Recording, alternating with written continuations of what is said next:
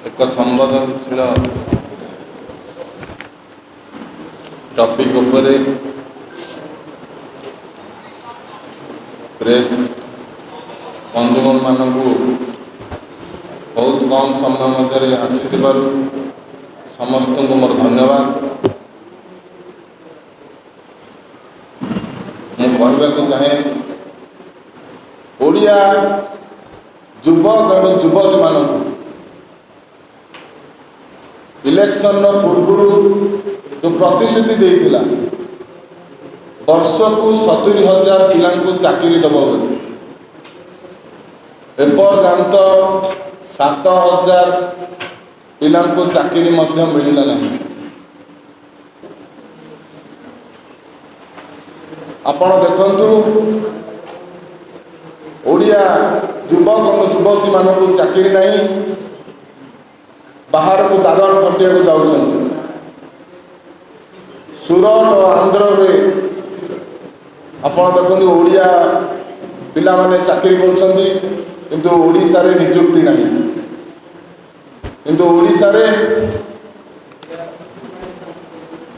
Company माना जो अच्छा एवं बाहर राज्य आसी कंपनी गढ़ी तोलुंट किंतु ये नियुक्ति ओडिया पिला नहीं। आगामी दिन में ओडिशा जिला व्यापी युव कांग्रेस आंदोलन करिबो। केते युवक मान को नियुक्ति दिया जाइछि। ये आंदोलन राज्यव्यापी जिलाव्यापी हम एवं आसाम स्तर में ये आंदोलन हम। आपण देखंतु ओडिशा रे बाहर कॉन्ट्रैक्टर माने आसी काम करुछंती किंतु ओडिया मानकु सुजोग नहीं। आदानी की आनी ओडिशा रे एयरपोर्ट नहीं गलानी, खणी खदान नहीं गलानी, गंधमार्दन पहाड़ मध्य नहीं गलानी, पोर्ट मध्य नहीं गलानी, किंतु ये सरकार चुप बसी। किंतु ओडियार युवक मानक ये सुजोग नहीं। आमे दाबी करुचु तुरंत नियुक्ति दिया जाऊ, नचेत आगामी दिन में युव कांग्रेस राज रास्ता लड़ाई जारी रखिबो। ए आगामी दिन में जोरदार आंदोलन हम। उपस्थित समस्त गणमाध्यम को धन्यवाद।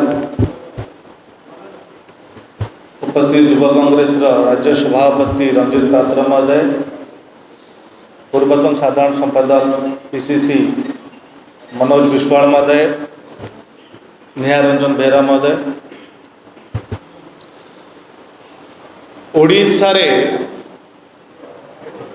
युवक मानक नियुक्ति जो प्रतिश्रुति पालन करि पारले नहीं। जेते नियुक्ति देवा कथा नियुक्ति दे पारले नहीं, किंतु आज केमिति ओडिशा रे अण ओडिया पिला चाकरी पाइबे, नियुक्ति पाइबे। किंतु आज मुझे अनुभव होउची ओडिशा रे ओडिया युवक युवती ठिकादार आज उपेक्षित। अण ओडिया युवक युवती ठिकादार माने इटी पुरस्कृत। तांकर ओडिया स्वाभिमान कुआडे गला। ओडिशा रे निर्माण कार्य रे खणी खादान अंचल 80 रु 90% अण ओडिया ठिका संस्था काम करिवे, अण ओडिया ट्रांसपोर्टिंग करिवे। सबु जगह जो अण ओडिया काम करिवे मोनोपोली पड़िबो, दुर्नीति बाहरिबो। कारण आपण देखिथिबे